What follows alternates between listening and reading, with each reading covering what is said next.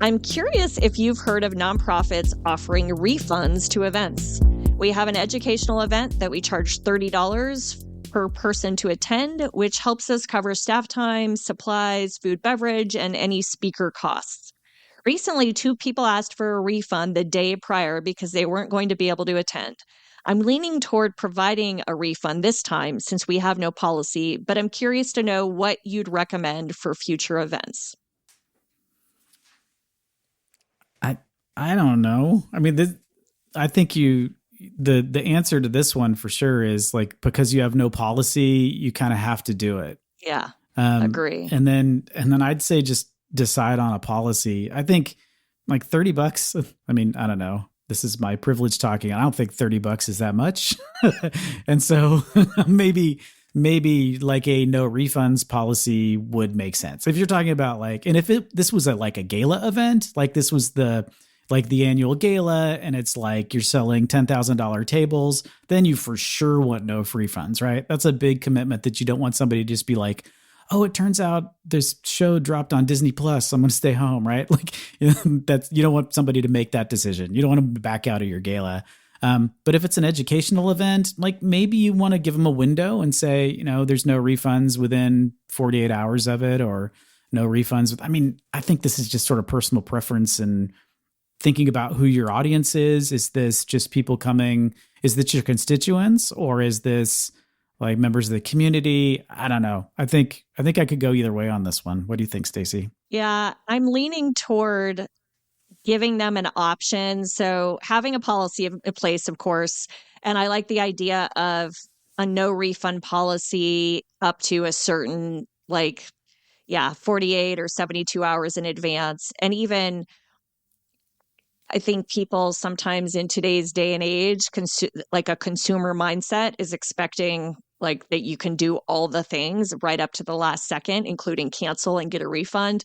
And so I think some of it is balancing it with, you could have a nice little message that could go out with your no refund policy that's just like, due to the, nature of our work and the modest price per ticket, but this is still a resource intensive process. And so we'd ask, that's why we have this policy, sort of explaining to people, but also perhaps even saying like, why not? Here's an option. Like, if you want to still know you're helping a good mission, because I think, again, like you get people in this that are thinking about it from a consumer mindset versus potentially a donor mindset, like of actually helping contribute to this type of education to your mission. So to me, maybe it's maybe there's a way to just say, hey, in lieu of refunds, we ask that if you absolutely want a refund, we'll do it within 72 hours, but we'd encourage you instead to, can you just make this an outright donation, and this helps cover the cost for these types of like events. I would give that option, because I think people don't always like think about it like that. And then you kind of go, oh yeah, like I like these events. I want them to be around in the future. I want to help like the cause. But again, it's hard not, without knowing exactly who people are. Like if this is just kind of like a random community event, education event that no one has a tie to your mission, they're going to be like, who cares, right? But if it's like people that are more like care and that are on your mailing list, and this is sort of like or maybe it's even like I don't know, like I'm saying a donor, but like it's some tool where you're like hoping to build your database for, kind of annual gift donors or something, then yeah, maybe you look at, like, to me, you've got to think about who are these people coming to these events, and where are you trying to go with them? And if it's truly just like we're educating everyone and anyone, then maybe it's just a flat out refund policy. But if it's something where you're like trying to build a relationship where it's with people who care and know about you, then maybe you offer them a donation option instead. And I don't know, like I'm thinking it's something like that, because at the end of the day, what you don't want, it's sad to say, but people have this negative reaction. Like, so you sit there and you go, okay, if this was someone that maybe regularly attends your events and they just happen to not be able to go to this one, and you say no refund, like, and it sticks with them, and they were potentially someone who you could have, evolved into an annual gift donor or some other larger strategy, then I go, what a shame for just, $30 or whatever it was. Like to me, that feels a little short-sighted. So I always like to think a little more like, where are we going? Or is this just a one-off event? And I think that makes a difference. Nonprofit governance. Nonprofit answers. Nonprofit board. Nonprofit management. Nonprofit marketing. Nonprofit resources. Welcome to Nonprofit Everything, the podcast where hosts Andy Shurick and Stacey Wedding answer your questions about all things nonprofit. Welcome to another episode of Nonprofit Everything. I'm Andy Shurick, and I'm here with my fantastic co-host Stacey Wedding, and we are here to answer whatever questions you might have about the nonprofit sector. Are you a funder that is interested in learning more about what these nonprofits do and how you can make a better impact with your dollars? Or are you, like most of us, just in the grind, trying to figure out how to get the job done and just need some external advice from somebody who doesn't necessarily have a stake in what you're doing and is giving you like real, true answers? The way this podcasts work, it's a Q&A podcast. You send us questions and Stacey and I do our best to answer them. Or if we think we aren't going to do a great job, or we think it's a good opportunity to bring in a guest expert, we will bring in a guest expert to answer those questions for you as well. So please send the questions to us. That's how the podcast works. If you don't send us questions, we don't have anything to talk about, and we'll just kind of dry up and blow away, and that wouldn't be fun at all. And with that, we'll jump right in.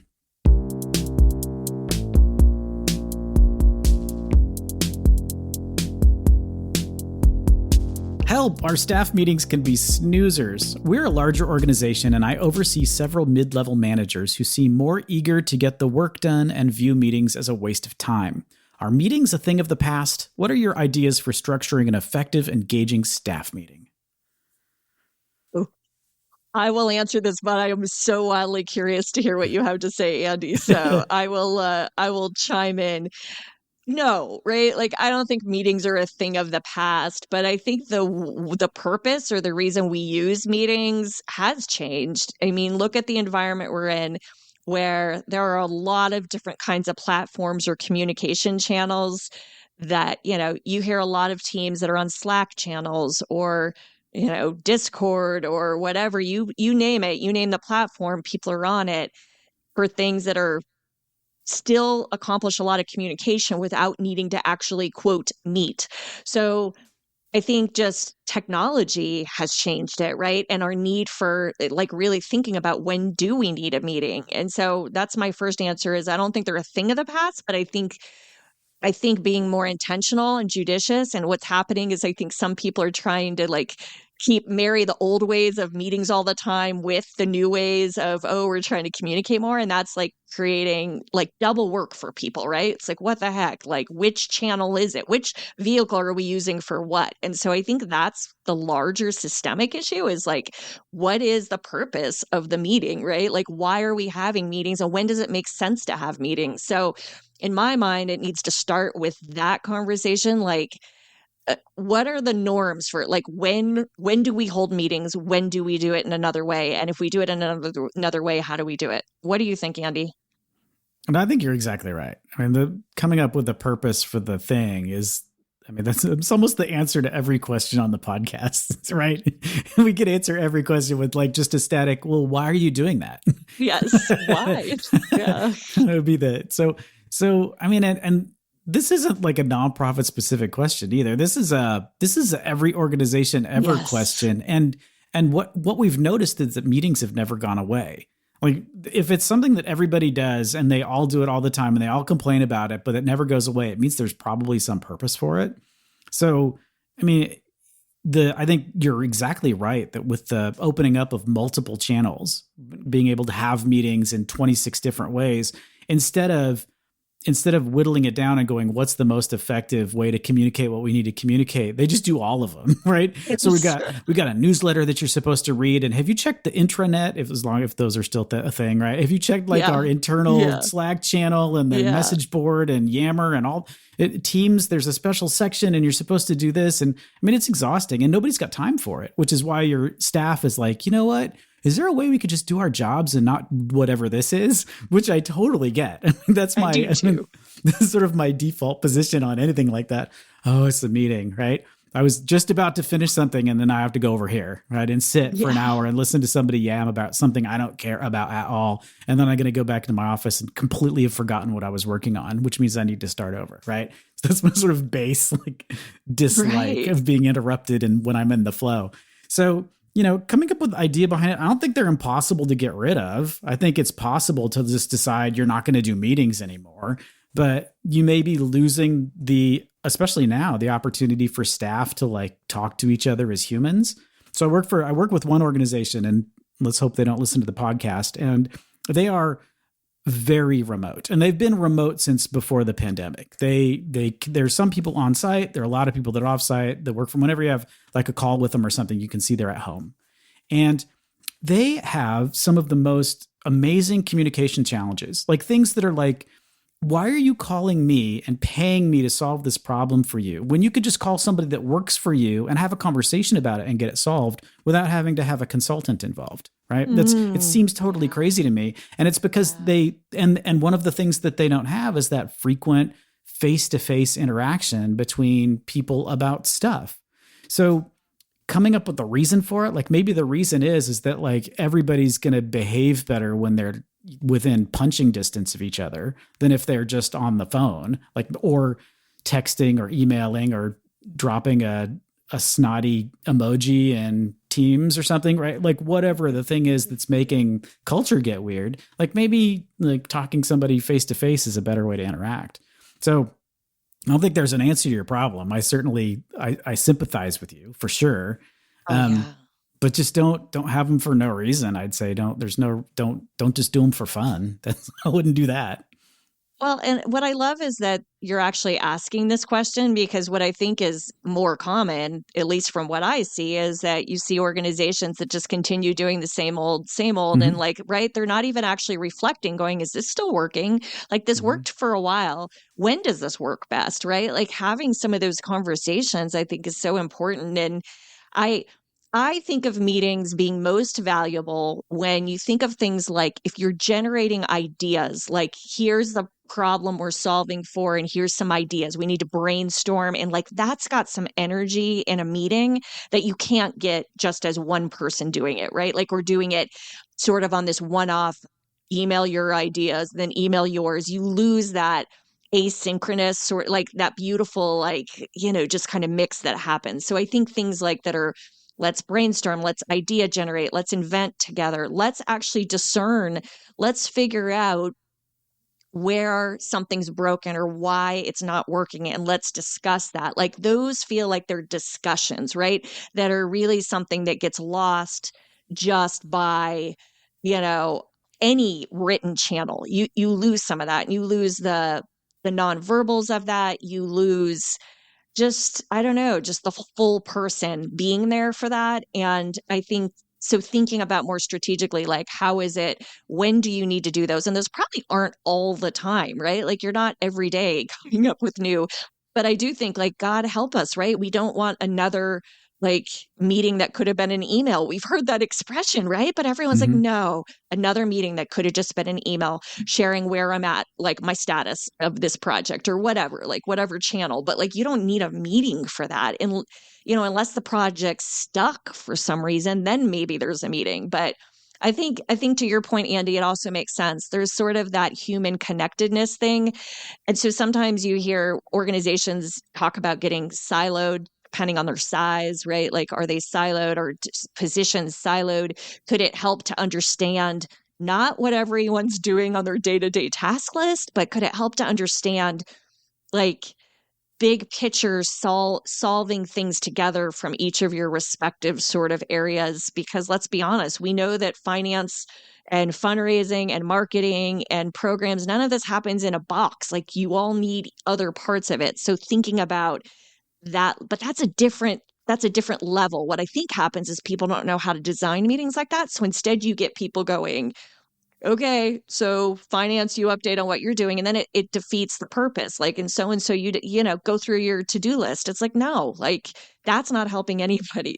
So anyway, I'm glad that you're reflecting on it. I think there are purposes. So no, we're not saying kill all meetings, but yeah, maybe kill half of them. Yeah. I'm going to add one thing too, is one organization I was at, we had a status meeting, and we very intentionally said, and I was on executive, so I got to say this, like, this isn't an update meeting. I don't want you to come in and tell me what your team is doing. Like, I don't want you to come report stats. I don't want you to show up with a PowerPoint deck where you're going to walk through what you did.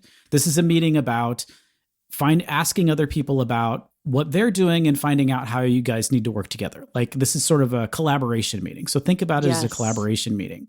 And it was almost impossible. You'd walk in and people would have a deck and they'd walk through and they'd tell you what their stats were.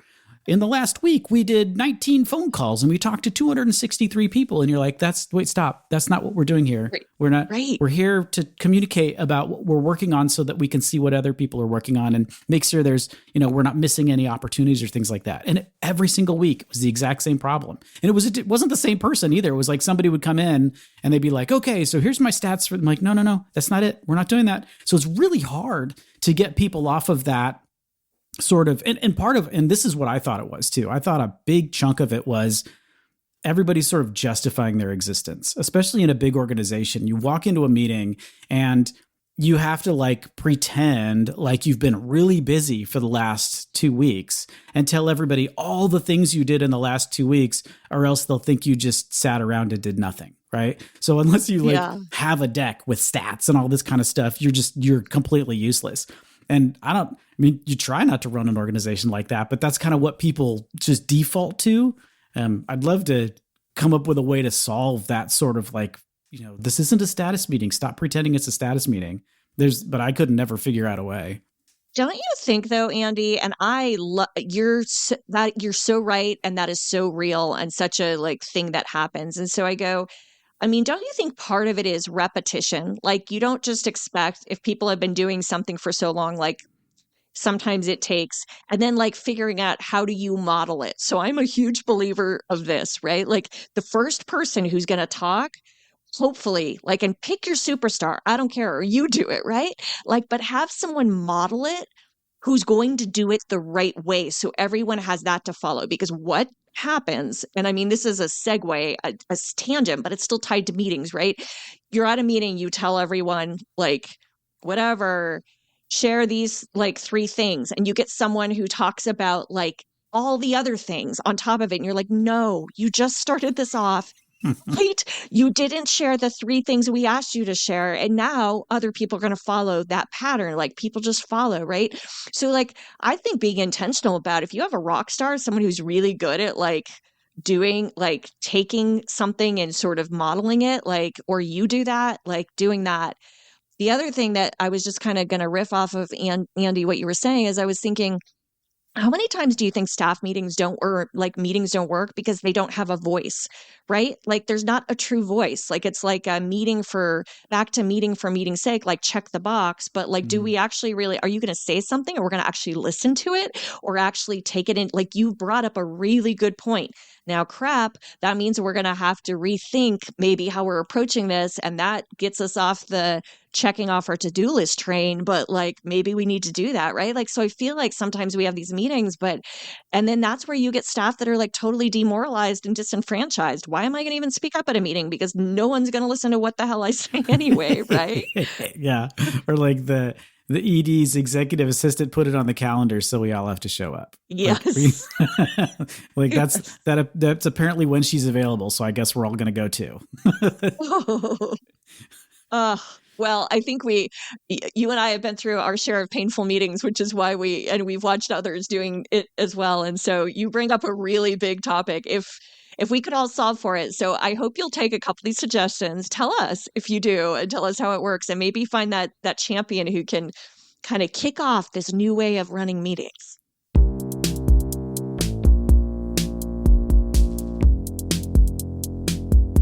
We are a smallish organization with a staff of 12 people.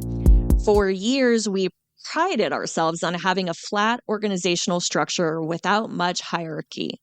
This model was born out of our small size and my staff, many of whom are younger, who wanted to buck the hierarchical power dynamics that all too often exist in organizations with more traditional vertical hierarchies. Over the last few years, we've added a handful of more staff, and I now have 9 direct reports. This isn't productive or effective, and I'm considering moving to a more traditional staffing model. Is there a way to introduce this change without damaging morale long term? Maybe. I don't know. And of course, I'm going to always take it farther off topic than it probably needs to go. I don't think 9 direct reports is that bad. I think 9 direct reports is a reasonable number, provided that you're truly using like a flat structure where folks don't need to ask for your permission to do everything, or don't need to constantly check in with you to make sure that they're doing their job right. So I think I would, if it were me, step back and take a look at your overall design and figure out what you want to get out of it. Because you've set it out as if, you prided yourselves on having a flat org structure because you didn't want to just go into this sort of top down thing. But then you kind of hedge it with like, well, this is the kind of thing that young people do. And now we've outgrown it. So I don't know that you necessarily bought into it to begin with, based on the way the question is written. That's a really good point. So maybe it's not the structure that needs to change. Maybe it's you that needs to change, and figure out like, is there some way that we can continue to like not torpedo the staff morale by making it a way that nobody likes? And is there a way that we can sort of support ourselves to be able to make decisions and communicate in a way that doesn't make it feel like having 9 direct reports is the end of the world? Because to be honest, if you have 9 really competent people who are doing a great job, the fact that they're not checking in with you and you don't have these long meetings and you don't have to worry about maybe it's just like review time came around and you're like, 9, no, I get that feeling, sure. But maybe it's not that. So like a couple of years ago, and it's been a while now, like Zappos sort of famously, Tony Hsieh decided that he wanted to use sort of a new structure. And it was very misreported. like being in Las Vegas, we got a different view of it than kind of the typical news media view, which was like, oh, they just like took away all job descriptions and everybody reports to nobody. And they made it sound crazy. But at root, what it was is that they gave everybody, sort of empowered everybody to solve problems without having to ask permission. So that's really what it came down to. So if something came about and they needed to solve it, they just got together and they solved it. Whatever group was there, they got together and solved it. And then if the same problem came up, it might be a different group that solved it a different way, but that then gives you sort of new data points about, okay, when they did it this way, this was the outcome. When we did it this way, this was the outcome, which is really interesting in a really big organization where you can kind of sort of A/B test your responses to different things. It was a really interesting thing. It got a lot of bad press because people just freaked out because it sounded very hippie. But, and a lot of people did like freak out when that were working at Zappos were not super excited about it at the time. But the core idea behind it, I thought was really interesting. Like whether you can take something like that, something where there really is no hierarchy, and move it to an organization that's really only 12 people. Like that's not, you can't A/B test 12 people. 12 people it's going to be the same people solving it the same way every time. So I don't know that you're getting that out of it, but giving people the sort of the responsibility and the trust to be able to do things without having to ask permission is, I think, what they liked about it to begin, my opinion. That's probably what the staff liked about it to begin with. And so finding some way to keep that ethos in it and maybe take the burden of having to do 9 reviews off of you. Like maybe that's the problem. I'd try to see what the actual issue is before we just like go, yeah, we're just going back to a triangle and you're now a senior manager, right? Or whatever it is. What do you think, Stacey? Yeah, I'm going to say that doing that makes me nervous, right? Like thinking about going back into that, since you truly, and whether you have, really embraced this model or not, given what Andy said, but like the reality is if you have a staff that really was excited about this kind of non-traditional hierarchy, how do you keep, it needs to work for your organization. It's not just about making staff happy, but at the end of the day, like what is or what isn't working with it from all, like, I think it'd be an interesting discussion, like what's working with this? Are you getting enough support? So for example, like you said, Andy, if all 9 direct reports are self-sufficient and smart and problem solvers and initiators and all those things, then probably not much of an issue except review time. But if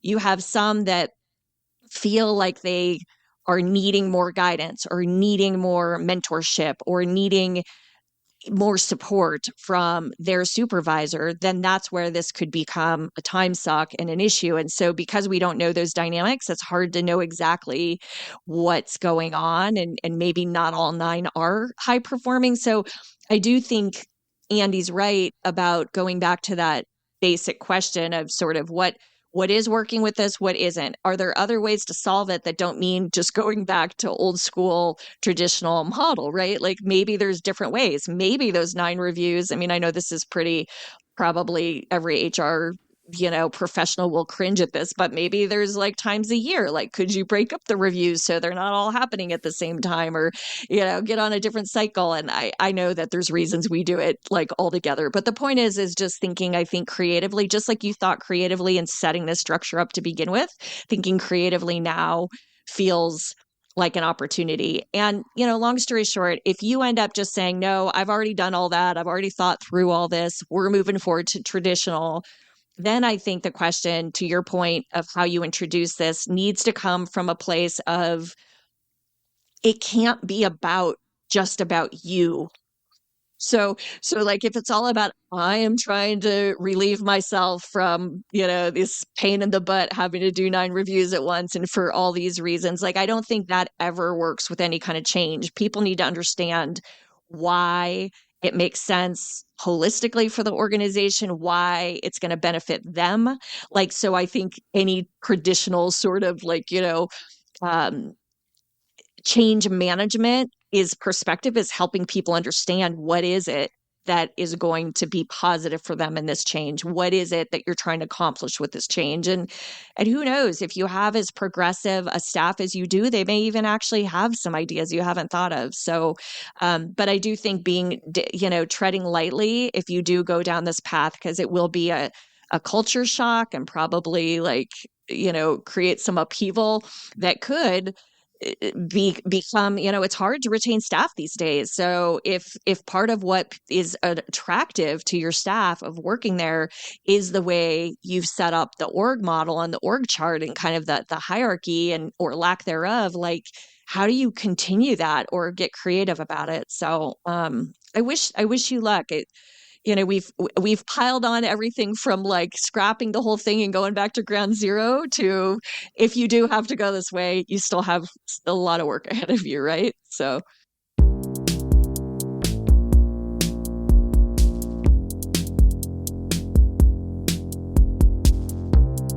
Thanks for joining us today. Stacey and I really appreciate that you've taken your time out of your day to listen to us babble about nonprofit topics. We enjoy the fact that we get to do this. It makes us happy to do. It's always nice to kind of hang out and talk together. And please send us those questions. If you like the podcast, fantastic. Share it with folks. Go on to wherever you found this podcast and find the button to rate it. Or we have a couple of helpful links in the show notes, which are at nonprofiteverything.com. There's also information about if we mentioned any links or anything today, or further reading or resources like that. Those can be found in the show notes as well at nonprofiteverything.com. But share it, rate it. If you've got questions for us, send it to us. You can send them to questions@nonprofiteverything.com or find us on most of the socials. Or you can go to the Nonprofit Everything webpage, and there's a big yellow button that says Ask a Question, and you can click that, and it'll send us a question directly from the website as well. And with that, we really appreciate that you've taken the time today, and we will talk to you again in a couple of weeks.